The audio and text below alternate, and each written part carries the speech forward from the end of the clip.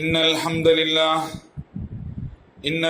لله نحمده ونستعينه ونستغفره ونعوذ بالله من شرور أنفسنا ومن سيئات أعمالنا من يهده الله فلا مضل له ومن يضلل فلا هادي له أشهد أن لا إله إلا الله وحده لا شريك له وأشهد أن محمدا عبده ورسوله يا أيها الناس اتقوا ربكم الذي خلقكم من نفس واحدة وخلق منها زوجها وبث منهما رجالا كثيرا ونساء واتقوا الله الذي تساءلون به والأرحام إن الله كان عليكم رقيبا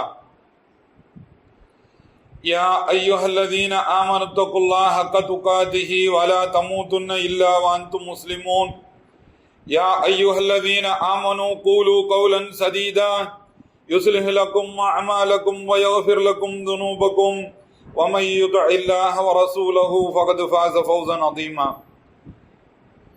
فإن أصدق الحديث كتاب الله وأحسن الهدي هدي محمد النبي صلى الله عليه وسلم وشر الأمور محدثاتها وكل محدثة بدعة وكل بدعة ضلالة وكل ضلالة في النار أوصيكم إياي وإياكم أولا بتقوى الله اتقوا الله حق تقاته اتقوا الله حيثما كنتم وكيفما كنتم அல்லாஹ்வை போற்றி புகழ்ந்து முஸ்தபா ஸல்லல்லாஹு அலைஹி வஸல்லம் அவர்களின் மீது ஸலவாத் கூறி முதலாவதாக எனக்கும் பிறகு இந்த ஜும்மாவினுடைய கடமையை நிறைவேற்ற குழும்பி இருக்கும் நம்மவர்கள் அனைவருக்கும் உலகெங்கிலும் குழும்பி இருக்கக்கூடிய முஸ்லிம்கள் அனைவருக்கும் இத்தகுல்லாஹ் என்ற உபதேசத்தை முதல் உபதேசமாக முன்வைத்தவனாக சலாமத்து சதுர் வ அஸ்ருஹா ஃபில் முஜ்தமிஅ என்ற ஷேக் முஹம்மது ரஸ்லான் அவங்களுடைய ஹுதுபாக்களின் தொகுப்பாகிய புத்தகத்தில் இருந்து ஒரு சில பகுதிகளை இன்று உங்களோடு பகிர இருக்கின்றேன். அதாவது மன அமைதியும் அதன் சமூகத்தின் மீது அதன் தாக்கமும், மன அமைதியும் சமூகத்தின் மீது அதன் தாக்கமும் என்ற தலைப்பின் கீழே ஷேக் அவங்க பேசின இதயத்தை பற்றி பேசின, நம்மளுடைய மனசை பற்றி பேசின பல்வேறு ஹுதுபாக்கள்ல இருந்து எடுக்கப்பட்ட சாரத்தின் ஒரு சில விஷயங்களும் உங்களோட பகிர்ந்துக்கிறேன். 39வது அத்தியாயத்தினுடைய 27 29 வசனங்கள்ல அல்லாஹ் சுப்ஹானஹு வ தஆலா இவ்வாறு கூறி காட்டுகிறான். وَلَقَدْ ضَرَبْنَا لِلنَّاسِ فِي هَذَا الْقُرْآنِ مِنْ كُلِّ مَثَلٍ لَعَلَّهُمْ يَتَذَكَّرُونَ قُرْآنًا عَرَبِيًّا غَيْرَ ذِي عِوَجٍ لَعَلَّهُمْ يَتَّقُونَ ضَرَبَ اللَّهُ مَثَلًا رَجُلًا فِيهِ مُتَشَاكِسُونَ وَرَجُلًا سَلَمًا لِرَجُلٍ هَلْ يَسْتَوِيَانِ مَثَلًا الْحَمْدُ لِلَّهِ பல் அக்ஸருஹும் லா யஅலமூன். இந்த ஆயத்துக்களில் அல்லாஹ் இரு மனிதர்களுடைய உதாரணத்தை சொல்லி காண்பிக்கிறான். அந்த ரெண்டு மனிதர்களை பத்தி சொல்றதுக்கு முன்னாடி அல்லாஹ் சுப்ஹானஹு வ தஆலா அந்த உதாரணத்தை சொல்வதற்கு முன்னாடி குர்ஆன்ல உபதேசம் பெறுவதற்காக மனிதர்களுக்கு எல்லா விதமான உதாரணத்தையும் அவன் கொடுத்திருப்பதாகவும் அதிலிருந்து நாம் படிப்பினை பெற வேண்டும் என்பதை அல்லாஹ் சொல்லி காண்கிறான். மேலும் குர்ஆன் அரபியில் இறக்கப்பட்டிருக்கிறது. இந்த குர்ஆனில் எந்த வளைவு நெளிவும் இல்லை. ஆகையால் பயப்படக்கூடியவர்கள் பயந்து கொள்ளட்டும். இந்த குர்ஆனோடு, இந்த குர்ஆன் தரும் படிப்பினையோடு நாம எப்படி நடந்துக்கிறோமோ அதை பொறுத்துதான் நாம அல்லாஹ்வோட எப்படி நடந்துக்கிறோங்கிற விஷயம் அமைகிறது. குர்ஆனை நாம ரொம்பவும் பொடுபோக்காக அதிலிருந்து படிப்பினை பெறாமல் ரொம்ப கேர்லெஸ்ஸா இருந்தோம் அப்படின்னு சொன்னோம்னா நாம அல்லாஹ்னுடைய விஷயத்துல கேர்லெஸ்ஸா இருக்கோம்னு அர்த்தம். அதே மாதிரி குர்ஆனுடைய விஷயத்துல எவ்வளவு பேணுதலாக இருக்கிறோமோ அவ்வளவு அல்லாஹ்னுடைய விஷயத்துல நாம பேணுதலாக இருக்கிறோம்னு அர்த்தம். அந்த அடிப்படையில அல்லாஹ் சுப்ஹானஹு வ தஆலா நமக்கு கொடுக்கக்கூடிய முக்கியமான ஒரு உதாரணத்தை நாம கவனத்துல கொள்ளணும். அல்லாஹ் 2 மனிதர்களை பத்தி பேசுறான். ஒரு மனிதர், அந்த மனிதர் பல்வேறு முதலாளிகளை கொண்டவர். அந்த மனிதருக்கு பல பேரு இன்ஸ்ட்ரக்ஷன் தந்துகிட்டே இருப்பாங்க. நாலா புறத்துல இருந்தும் அவருக்கு என்ன செய்யும், கட்டளைகள் வந்துகிட்டே இருக்கும். இதை செய்ய அதை செய்ய அப்படின்னு சொல்லி நாலா புறத்துல இருந்து 4 பேர் சேர்ந்து என்ன செய்வாங்க, அவருக்கு கட்டளை கொடுத்துக்கிட்டே இருப்பாங்க. இன்னொரு பக்கம் ஒரே ஒரு வழிகாட்டுதலை கொண்டவர், ஒரே ஒரு எஜமானரை கொண்டவர். இந்த 2 பேர்த்தையும் அல்லாஹ் சுப்ஹானஹு வ தஆலா ஒப்பிடுகின்றான். ஒப்பிட்டு விட்டு இரண்டாவதாக ஒரே ஒரு மனிதருக்கு கட்டுப்பட்டு நிம்மதியாக இருக்கக்கூடிய அந்த மனிதர் மிகவும் சிறந்தவர் என்பதை சுட்டிக்காட்டும் விதமாக அல்ஹம்துலில்லாஹ், அல்லாஹ்வுக்கே எல்லா புகழும் என்பதாக அல்லாஹ் அந்த ஆயத்தை முடிக்கிறான். பல் அக்ஸருஹும் லா யஅலமூன், இதை பெரும்பான்மையானவர்கள் அறிவதில்லை, இதை பெரும்பான்மையானவர்கள் அறிவதில்லை அப்படின்னு சொல்லி அந்த ஆயத்து முடியுது. இதுல இந்த உதாரணங்கள்ல இருந்து நாம படிப்பினை பெற வேண்டும். அதுல இருந்து நம்மளுக்கு எது நல்லது அப்படின்னு தெரிஞ்சுக்கிறணும். அதே மாதிரி எது நல்லதுன்னு கத்துக்கிட்டு பிறருக்கு கற்பிக்க வேண்டிய கடமை நமக்கு இருக்கிறது. குர்ஆனை பத்தி சொல்லணும் அப்படின்னு சொன்னா, குர்ஆன் உறுதியான ஒன்று. அதுல எந்த ஒரு நெளிவு சுழியும் இல்லை, நெருடலும் இல்லை. குர்ஆன் என்பதில் எந்த நெளிவு சுழிவும் இல்லை, எந்த நெருடலும் இல்லை. ஆகையால் அதில் இருக்க உதாரணங்களும் மேலான உதாரணங்கள், என மேலான சிறப்பான மனிதனுக்கு படிப்பினை தரக்கூடிய உதாரணங்கள். இந்த பல முதலாளிகளை கொண்ட மனிதர், இந்த மனிதருக்கு என்ன கிடையாது, தெளிவா முடிவு எடுக்கக்கூடிய சக்தியே கிடையாது. பல முதலாளிகளை கொண்ட 4 பேருடைய இன்ஸ்ட்ரக்ஷனை ஃபாலோ பண்ண இருக்கக்கூடிய இந்த நபரால என்ன செய்ய முடியாது, நேரு வழியின் பக்கம் ஒரு அடி கூட எடுத்து வைக்க முடியாது. இவர் எப்பயுமே எதுல இருப்பாரு, குழப்பத்தில் இருப்பார். இந்த 4 பேத்தினுடைய பேச்சை கேட்கக்கூடிய அந்த நபருக்கு என்னது, எப்பயுமே குழப்பம்தான் மிஞ்சும், நேருவழியின் பால் இருக்க மாட்டார். அவருடைய இதயம் எப்பயுமே தடுமாற்றம் உடையதாகவே இருக்கும். அவருடைய இதயம் எப்படிப்பட்டதாக இருக்கும், அவருடைய இதயம் தடுமாற்றம் உடையதாகவே இருக்கும். அதே இது ஒரே ஒரு முதலாளியை கொண்டு தெளிவான கட்டளைகளை பெற்று பின்பற்றக்கூடியவராக இருக்கிறாரே, அவருக்கு எப்படி இருக்கும், அவருக்கு தெளிவான ஒரு நட்சத்திர வழிகாட்டுதலை போன்று இருக்கும். அவருக்கான வழிகாட்டுதல் எப்படி இருக்கும், எப்படி வெளியில போய் ஒரு நட்சத்திரனை பார்த்தா இந்த நட்சத்திரம் இங்கிட்டு இருக்கு, நம்ம இந்த வழியில தான் பயணம் செய்யணும் அப்படிங்கிற தெளிவு இருக்குமோ, நான் எங்க போகணும் எங்க வரணும் அப்படிங்கிற தெளிவு இருக்குமோ, அந்த மாதிரி அந்த நபர் இருப்பார்.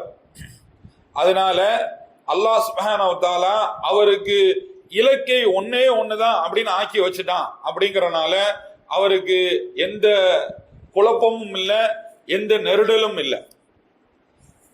ஒரே ஒரு முதலாளி கொண்டு சரியான கட்டளைகளை பெறக்கூடிய அந்த நபருக்கு என்ன இல்லை, குழப்பமே இல்லை.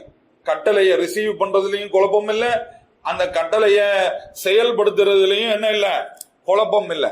ஆகையினால அவருடைய பாதை அவருக்கு தெளிவாக இருக்கிறது. இது சம்பந்தமாக நாம ஹதீஸ்னு பார்க்கும் பொழுது அல்லாஹ்வுடைய தூதர் ஸல்லல்லாஹு அலைஹி வஸல்லம் சொல்லி காமிக்கிறாங்க, மன் ஜஅலல் ஹுமூம ஹம்மன் வாஹிதன் ஹம்ம ஆகிரதுஹு கஃபாஹுல்லாஹு ஹம்மத் துன்யாஹு வமன் தஷஅப்பத் பிஹில் ஹுமூம் ஃபில் அஹ்வாலித் துன்யா லம் யுபாலில்லாஹு ஃபி ஐயி ஔதியதிஹா ஹலக. இப்னு மாஜால இப்னு மசூத் அவர்கள் அறிவிக்கக்கூடிய ஹதீஸ். அல்லாஹ்வுடைய தூதர் சொல்லி காமிக்கிறாங்க, எவர் ஒருவருடைய நோக்கம் ஒரே நோக்கமாக இருக்கிறதோ, எவர் ஒருவருடைய நோக்கம் ஒரே நோக்கமாக இருக்கிறதோ, அந்த நோக்கம் மறுமையாக இருக்கிறதோ, அல்லாஹ் அவருக்கு போதுமானவன், அல்லாஹ் அவருக்கு போதுமானவன். அவருடைய துன்யா விஷயத்தை அல்லாஹ் பொறுப்பேற்றுக் கொள்கிறான். அவருடைய துன்யா விஷயத்தை அல்லாஹ் பொறுப்பேற்றுக் கொள்கிறான். எவர் ஒருவர் தன்னுடைய நோக்கம், தன்னுடைய பிரியாரிட்டியாக ஆகிரத்தை வைக்கிறாரோ, அவருடைய துன்யாவை அல்லாஹ் சுப்ஹானஹு வ தஆலா பொறுப்பேற்றுக் கொண்டு போதுமாகி விடுகிறான்.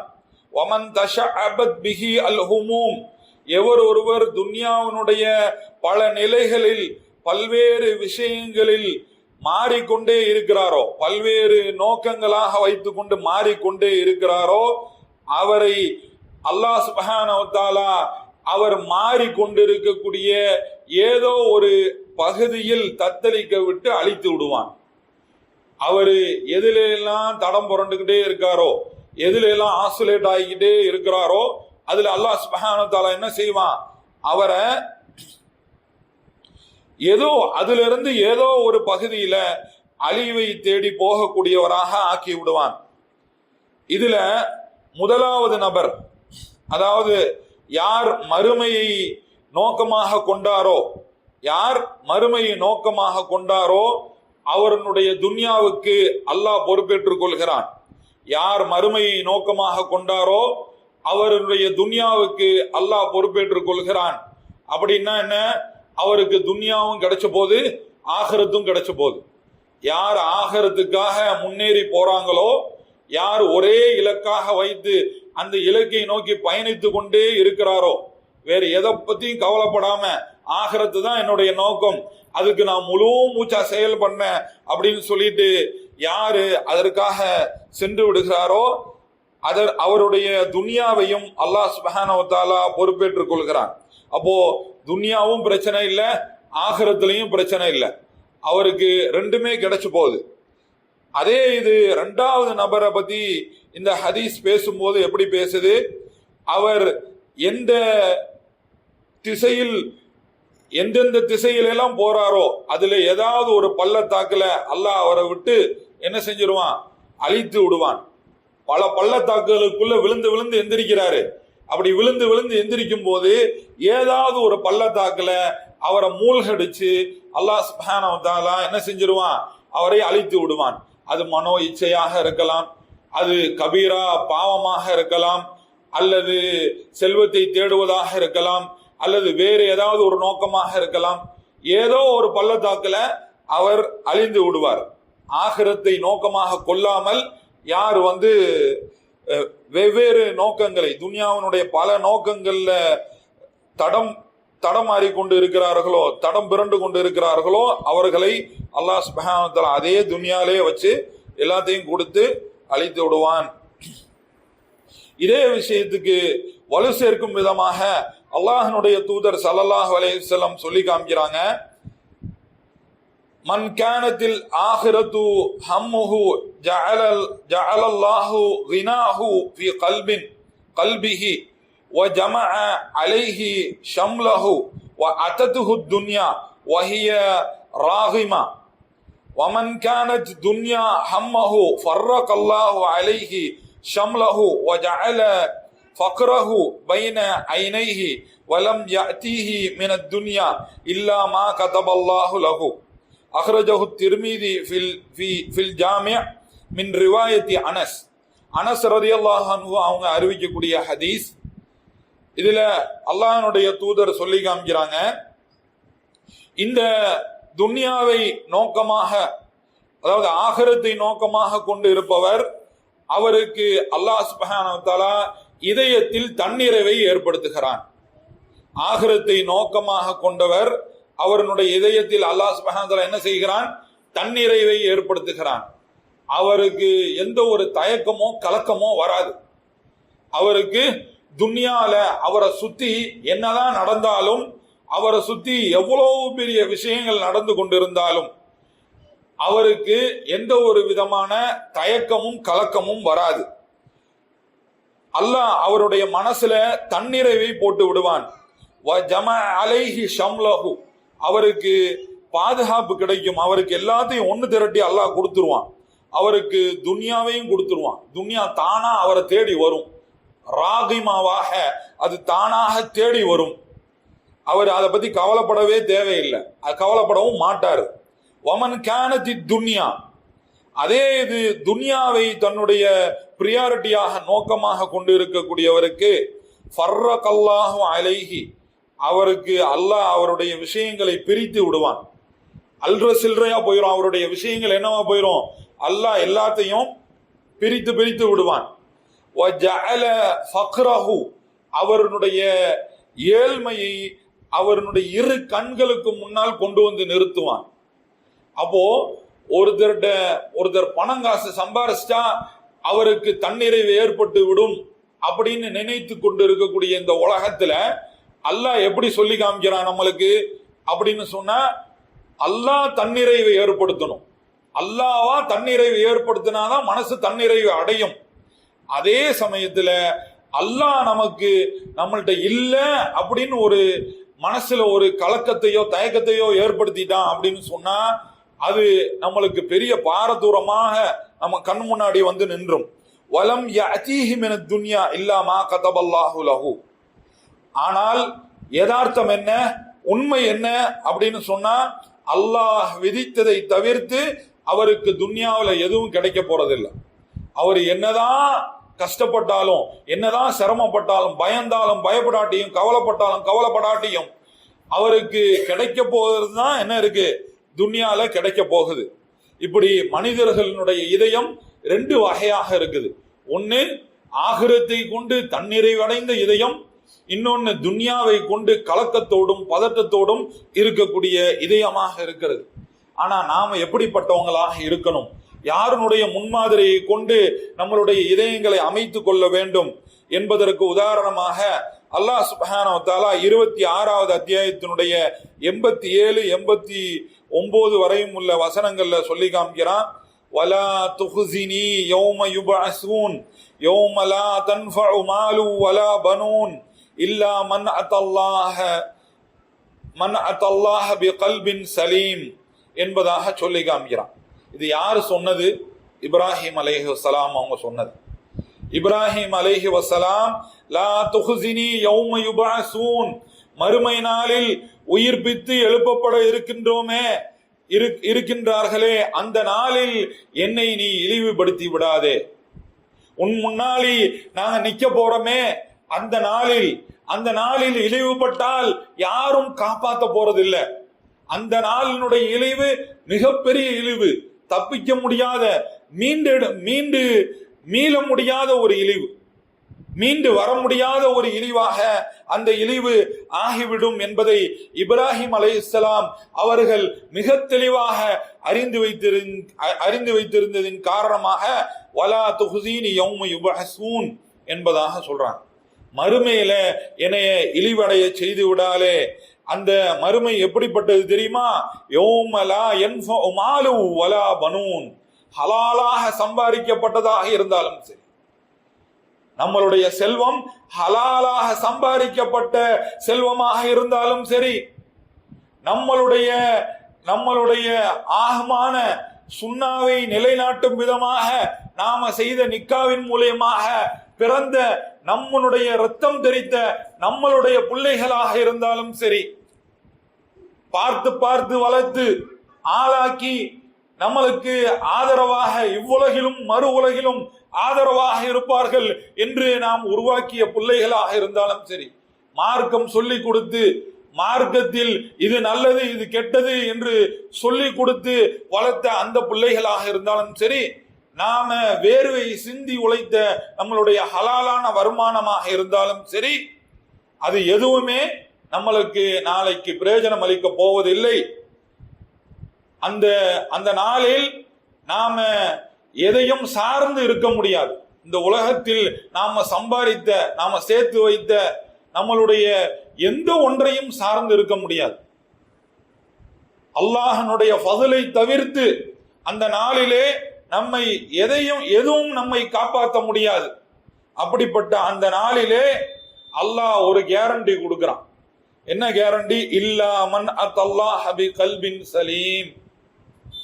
எவர் ஒருவர் பாதுகாப்படைந்த தூய்மையான நிம்மதி பெற்ற இதயத்தோடு வருகிறாரோ, அந்த இதயத்தோடு வரக்கூடியவருக்கு தான், அந்த இதயத்தை கொண்டு வரக்கூடியவருக்கு தான், அந்த இதயத்தை சம்பாதித்தவராக, அதை பெற்றவராக, அதை அவர் சுமந்தவராக அல்லாஹ்விடத்தில் யார் கொண்டு வருகிறாரோ அத்தகையவருக்குத்தான் அந்த நாளில் இழிவை விட்டு தப்பிக்க முடியும். என்னுடைய பிள்ளைகளை நான் இப்படி உருவாக்கி இருக்கின்றேன், என்னுடைய செல்வத்திலிருந்து நான் இவ்வளவு அல்லாஹ்வுடைய பாதையில் செலவழித்து இருக்கிறேன், அதெல்லாம் ஒரு பக்கம். ஆனா இந்த கல்பின் சலீம் இல்லாட்டி, அந்த இஹ்லாஸ் இல்லாட்டி, அந்த தூய்மையான இதயம் இல்லாட்டி, நாம என்ன சம்பாரிச்சு என்ன செலவழிச்சும் என்ன உருவாக்கி வச்சும் எல்லாம் வீணு. அதனால அந்த கல்புன் சலீம் அப்படிங்கிறத நாம தெரிஞ்சு வச்சிருக்கணும், அதை புரிஞ்சு வச்சிருக்கணும். அதன்பால் நாம நகர்ந்து செல்ல வேண்டும். அல்லாஹுவை தவிர்த்து அல்லாஹ்வுக்காக அந்த இதயத்தை தயார் செய்வதை தவிர்த்து அனைத்துமே வீணாக போகக்கூடியது, அனைத்துமே அழியக்கூடியது, அனைத்தும் பாத்தில், அனைத்தும் ஜாயில், அனைத்தும் பாத்தில். லா கீமத லஹு, அதற்கென்று எந்த மதிப்பும் இல்லை. துனியாவுக்கென்று அல்லாஹுவை தவிர்த்து அல்லாஹ்வுடைய படைப்பில்லை, வேற எதுக்குமே மதிப்பில்லை. துனியா அல்லாஹ்விடத்தில் கொசுவின் ரெக்கையை காட்டியும் அற்பமானது. லா கீமத லஹு, அதற்கென்று ஒரு அந்தஸ்து இல்லை, அதற்கென்று ஒரு மதிப்பு இல்லை. அதே இப்ராஹிம் அலைஹிஸ்ஸலாமுடைய கல்புன் சலீமை பற்றி அல்லாஹ் சுப்ஹானஹு வ தஆலா வர்ணித்து கூறுகையில் 37வது அத்தியாயத்தினுடைய 83வது வசனம் 84வது வசனத்துல அல்லாஹ் சுப்ஹானஹு வ தஆலா சொல்லி காண்பிக்கின்றான், இன்ன மின் ஷியதிஹி லி இப்ராஹிம் இது ஜாஅ ரப்பஹு பிகல்பின் சலீம் என்பதாக சொல்லி காண்பிக்கின்றான். இந்த இடத்துல இப்ராஹிம் அலைஹிஸ்ஸலாம் கல்புன் சலீமை கொண்டு வந்தார் என்பதாக சொல்லி காண்கிறான். தன்னுடைய ரப்பிடம் இப்ராஹிம் அலைஹிஸ்ஸலாம் கல்புன் சலீமை கொண்டு வந்தார்கள் அப்படின்னு சொல்லி அல்லாஹ் சுப்ஹானஹு வ தஆலா இப்ராஹிம் அலைஹிஸ்ஸலாமை பற்றி சொல்லி காண்கிறான். அந்த 2 ஆயத்தையும் வச்சு பார்க்கும் பொழுது இன்ன மின் ஷியதிஹி, அதாவது இப்ராஹிம் அலைஹிஸ்ஸலாம் நூஹ் அலைஹிஸ்ஸலாம் மாதிரியே, இப்ராஹிம் அலைஹிஸ்ஸலாம் நூஹ் அலைஹிஸ்ஸலாம் மாதிரியே தூய இதயத்தோடு கல்புன் சலீமோடு கொண்டு வந்தார். கல்புன் சலீமை தன்னுடைய இரட்சகனிடத்தில் கொண்டு வந்தார். கொண்டு வருவதை நீங்கள் நினைவு கூறுங்கள் அப்படின்னு சொல்றாங்க. அதை தயார் செஞ்சு கொண்டு வராங்க. சும்மா அவங்க வரல, இதயத்தோடு அவங்க வந்தாங்க அப்படிங்கிறது இல்லை, இதயத்தை தயார் செய்து அவர்களுடன் கொண்டு வந்தார்கள். எப்படி ஒரு ஆப்ஜெக்டை நம்ம ப்ரிப்பேர் பண்ணி அதை தயார் செய்து நாம அதை எடுத்து செல்றதுனா அது ஒரு விஷயம். எடுத்து செல்வது என்பது ஒரு விஷயம். நாம தூக்கிட்டு போறோம், அதை எடுத்துட்டு போக மறந்துட்டீங்கன்னா என்ன அர்த்தம்? அதை மெனக்கெட்டு எடுத்துட்டு போறது, சரியா? அப்போ அந்த மாதிரி பி கல்பின் சலீம், அந்த இதயத்தோடு அல்லாஹுவை போய் பார்த்தாங்க. இதே மாதிரிதான் நூஹ் அலைஹிஸ்ஸலாமும் இருந்தாங்க, இப்ராஹிம் அலைஹிஸ்ஸலாமும் அதே மாதிரிதான் இருக்கிறாங்க. அப்போ இந்த விஷயம், இந்த கல்புன் சலீம் எதுல இருக்கணும் அப்படின்னு பார்த்தோம்னா முதலாவதாக உசூலுத்தீன்ல, மார்க்க விஷயத்துல, தௌஹீதினுடைய விஷயத்துல, மார்க்கத்தின் அடிப்படைகளாக நாம எதெல்லாம் படிக்கிறோமோ, அர்கானுல் இஸ்லாம், அர்கானுல் ஈமான் என்று எதையெல்லாம் படிக்கிறோமோ அந்த விஷயங்கள் எல்லாத்திலையும் இந்த பாதுகாப்போடு இருக்கக்கூடிய இதயத்தை நாம் பெற்றிருக்க வேண்டும். இந்த பாதுகாப்பு பெற்ற இதயம்னா என்ன? இந்த பாதுகாப்பு பெற்ற இதயம்னா என்ன? அது எப்படிப்பட்டது? அது எதுல இருந்து பாதுகாப்பு அடைந்தது அப்படின்னு சொல்லி பார்த்தோம்னா, சாலிமுன் மின் குல்லி ஷையின் சிவல்லாஹி ரப்புல் ஆலமீன், அல்லாஹுவை தவிர்த்து வேறு எல்லா விஷயத்தையும் விட்டு பாதுகாப்பானது. வேற எதுக்குமே கேரண்டி இல்லை. அல்லாஹ்னா அல்லாஹனுடைய கட்டளைகள், இதை செய்யன்னு சொன்ன கட்டளைகளை தவிர்த்து அல்லாஹ் தடுத்தவற்றையோ இல்ல சந்தேகத்துக்குரியவற்றையோ விட்டு பாதுகாப்பாக இருக்க வேண்டும். அல்லாஹுவை விட்டு விட்டு இந்த துன்யாவினுடைய விஷயங்களை எல்லாம் ஒரு புறம் தள்ளிவிட்டு அல்லாஹ் எனக்கு முதன்மையானவன் என்ற விதத்தில் நாம பாதுகாப்பாக இருக்க வேண்டும். அதே மாதிரி சந்தேகம் என்ற நோயை விட்டு நாம் பாதுகாப்பாக இருக்க வேண்டும். இச்சைகள் என்ற நோயை விட்டு நாம் பாதுகாப்பாக இருக்க வேண்டும். கல்புன் சலீம்னா என்ன? எதையெல்லாம் விட்டு பாதுகாப்பாக இருக்கும் அந்த இதயம் அப்படின்னா, முதலாவதாக அல்லாஹுவை தவிர்த்து எல்லாத்த விட்டும் பாதுகாப்பா இருக்கணும். அல்லாஹ் தான் எனக்கு எல்லாமே, அல்லாஹ் தான் என்னுடைய புகலிடம், அல்லாஹ் தான் என்னுடைய அடைக்கலம், அல்லாஹ் தான் என்னுடைய இன்மைக்கும் மறுமைக்கும் பொறுப்பு, என்னுடைய வாழ்க்கைக்கு அல்லாஹ் தான் பொறுப்பு அப்படிங்கிற ரீதியில அல்லாஹுவை தவிர்த்து எல்லாத்தையும் விட்டு பாதுகாப்பா இருக்கணும். ரெண்டாவது சந்தேகத்தை விட்டு பாதுகாப்பாக இருக்கணும். மூணாவது இச்சையை விட்டு பாதுகாப்பாக இருக்கணும். இதுதான் கல்புன் சலீம் அப்படிங்கிறதுக்கான இலக்கணம். பாதுகாப்பான இதயம், திருப்தி பெற்ற இதயம்னா அது எப்படி இருக்கும்? அல்லாஹுவை தவிர்த்து எல்லாத்தை விட்டும் பாதுகாப்பானதாக இருக்கும்.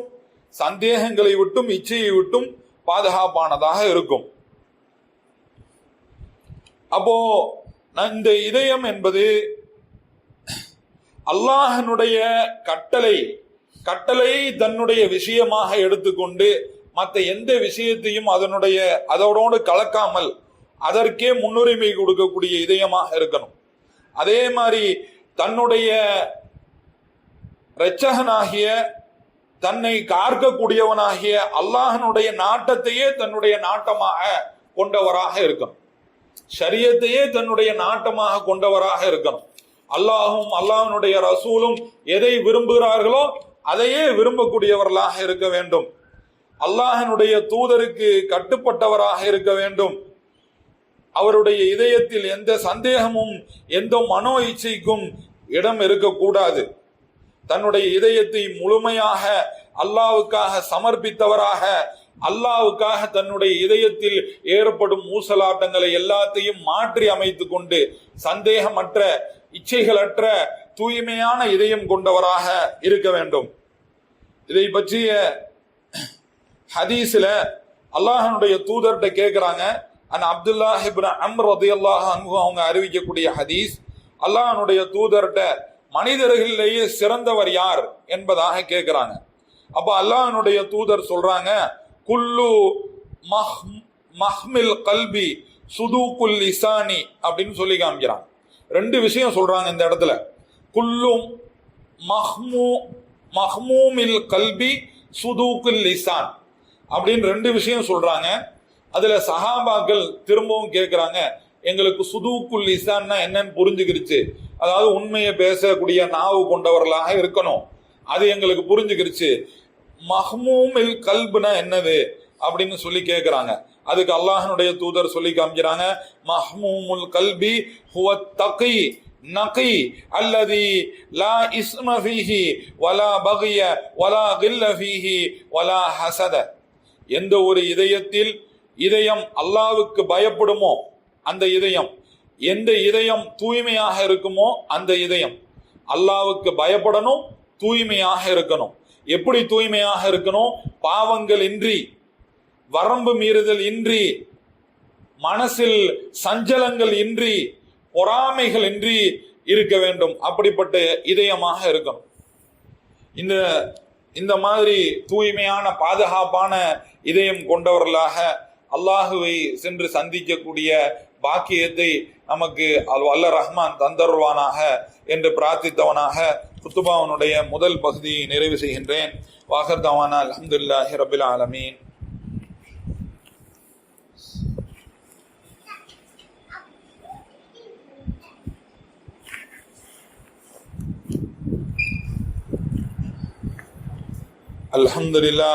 அல்ஹம்துலில்லாஹி ரப்பில் ஆலமீன்.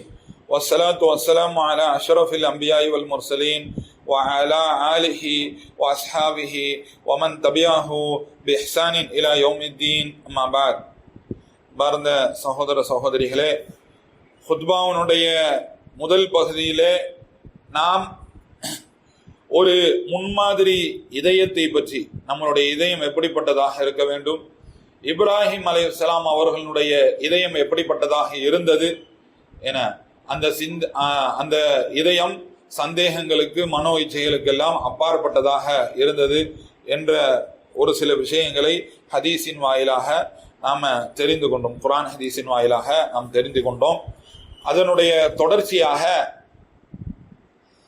நாம இப்போ இதயத்தினுடைய வகைகள் பற்றியும் அது எப்படி அமைந்திருக்கிறது, அதுல நாம எதை தேர்ந்தெடுக்கணும் அப்படிங்கிறத படிப்பினையாக பெறுவதற்காக ஒரு சில விஷயங்களை பகிர்ந்து கொள்கிறோம். இதயம், மனித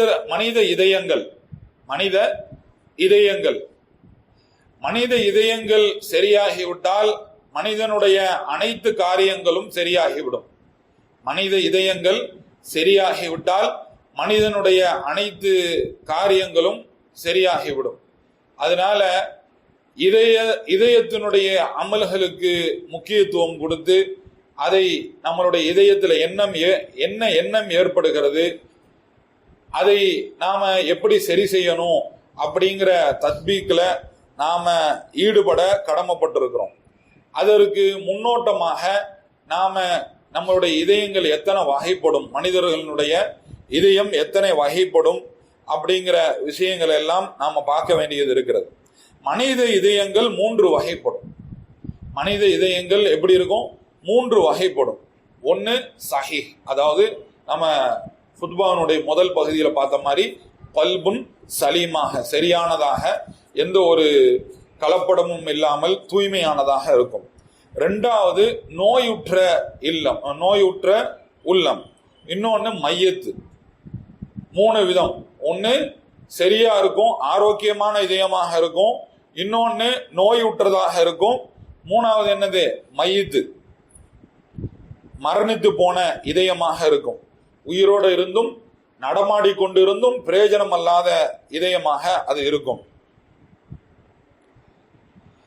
என்ன இதுல அஸ்ஸலீம், கல்புன் சலீம்ங்கிறது சரியான இதயத்தை குறிக்கக்கூடியது. அந்த சலீம் என்ற வார்த்தை எப்படிப்பட்டது அப்படின்னு சொன்னா, அல் கல்புல்லதி சாரத் சலாமா சிஃபத்துன் சாபிதத்துன், அது உறுதியான பாதுகாப்பு கொண்ட நிதானமான ஒரு இதயம். அது நோய்க்கும் குறைகளுக்கும் அப்பாற்பட்டது. நோய்க்கும் குறைகளுக்கும் அப்பாற்பட்ட இதயம்தான் கல்புன் சலீம். இந்த கல்புன் சலீம் அப்படிங்கிறதுக்கு உலமாக்கள் பல்வேறு விதமாக வரையறைகள் சொல்லியிருக்காங்க. ஒவ்வொருத்தர் ஒவ்வொரு மாதிரி அதை வர்ணிச்சிருக்கிறாங்க, அதை நம்மளுக்கு தெளிவுபடுத்தி இருக்கிறாங்க. அதுல அதனுடைய சாரமாக ஷேக் ரஸ்லான் அவங்க சொல்றாங்க, அல் கல்பு சலீமு அல்லதி கது சலிம மின் குல்லி ஷஹ்வத்தின் துஹாலிஃபு அம்ரல்லாஹி வ நஹ்யஹு வ மின் குல்லி ஷுபஹத்தின் துராஇது ஹபரஹு வ ஃபஸலிம மின் உபூதியத்தி மா சிவாஹு மின் தஹ்கீமின் கைரி ரசூலிஹி ஃபஸலிம மின் முஹப்பத்தி கைரில்லாஹி معه ومن خوفه ورجائه والتوكل عليه وإنابة إليه والذل له وإيثار مرضاته في كل حال والتباعد من سخطه بكل طريق.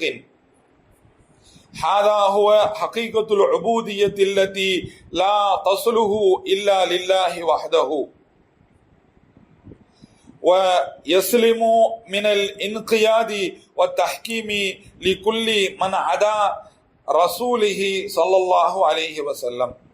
இந்த தூய்மையான இதயம் எப்படிப்பட்டது அப்படின்னு சொன்னா, இச்சைகளை விட்டு பாதுகாப்பாக அல்லாஹ்வுடைய கட்டளைகளை பேணியதாகவும் அல்லாஹ்வுடைய தடுப்புகளை விட்டு விலகியதாகவும் இருக்கும். அதுல எந்த சந்தேகமும், அதாவது அல்லாஹ் அறிவித்து கொடுத்த அந்த விஷயங்களுக்கு அல்லாஹும் அல்லாஹ்வுடைய தூதரும் அறிவித்து குடித்த அந்த விஷயங்களுக்கு முரணாக எந்த சந்தேகமும் கொள்ளாமல் பாதுகாப்பாக இருக்கும். அல்லாஹ்வுடைய கட்டளையை வழிமொழியும் அல்லாஹ்வுடைய தடுப்பை விட்டு விலகி இருக்கும் இச்சைகளுக்கு எதிராக. அதே மாதிரி அல்லாஹ் சொல்லி வச்சிருக்கக்கூடிய செய்திகளுக்கு, அல்லாஹ்வுடைய தூதர் சொல்லி வச்சிருக்கக்கூடிய செய்திகளுக்கு முரண் இல்லாமல், முரணாக சந்தேகப்படாமல் பாதுகாப்பாக இருக்கும். அல்லாஹ் தீர்ப்பளித்த எல்லா விஷயங்களிலும் கட்டுப்பட்டு முழுமையான அடிமையாக இருக்கும். என்ன, அல்லாஹ்வுடைய தூதர் எதிலெல்லாம் தீர்ப்பளித்து இருக்கிறார்களோ அது எல்லாம் முழுமையாக கட்டுப்பட்டு தன்னுடைய அடிமைத்தனத்தை வெளிப்படுத்தக்கூடியதாக இருக்கும். அல்லாஹ் அல்லாத வேறு யாரையும் அதிகமாக நேசிக்காது, அவனை தவிர வேறு யாருக்கும் பயப்படாது, அவனை தவிர வேறு யாரின் மீதும் ஆதரவு வைக்காது, அவனின் மீது மட்டுமே பொறுப்பு சாட்டும், அவன் பக்கமே மீளும், அவனுக்காக மட்டுமே தன்னை தாழ்த்தி கொள்ளும், எல்லா நிலையிலும் அவனுடைய பொருத்தத்தை நாடியதாகவே இருக்கும், அவனுடைய கோபத்தை விட்டு அவனுடைய வெறுப்பை விட்டு எல்லா வகையிலும் தூரமாக இருக்கும். இதுதான் உண்மையான அடிமைத்தனமாக இருக்கிறது. இப்படிதான் நம்மளுடைய அடிமைத்தனத்தை, இப்படிதான் நம்மளுடைய இதயத்தை சுத்தமாக வைத்துக்கொண்டு அல்லாஹ்வுடைய அடிமையாளாக நம்மளை நிரூபிக்க வேண்டும். அல்லாஹ்வுடைய தூதரை தவிர வேறு யாருக்கும் கட்டுப்படக்கூடாது. அல்லாஹ்வுக்கு தான் எல்லாத்தையும் உரித்தாக்கணும். அல்லாஹ்வுடைய தூதரை தவிர வேற யாருக்கும் கட்டுப்படக்கூடாது என்கின்ற பக்குவம் பெற்ற இதயம்தான் தூய்மையான ஆரோக்கியமான இதயம்.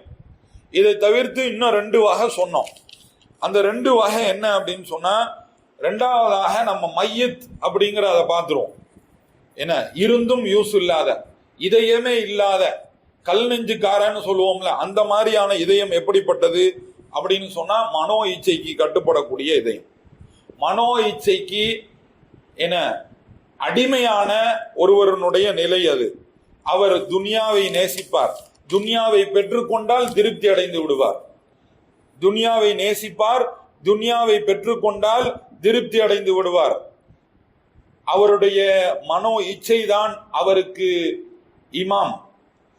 அவருடைய மனோ இச்சைதான் அவருக்கு இமாம். மனோ இச்சைதான் அவரை வழி நடத்தும்.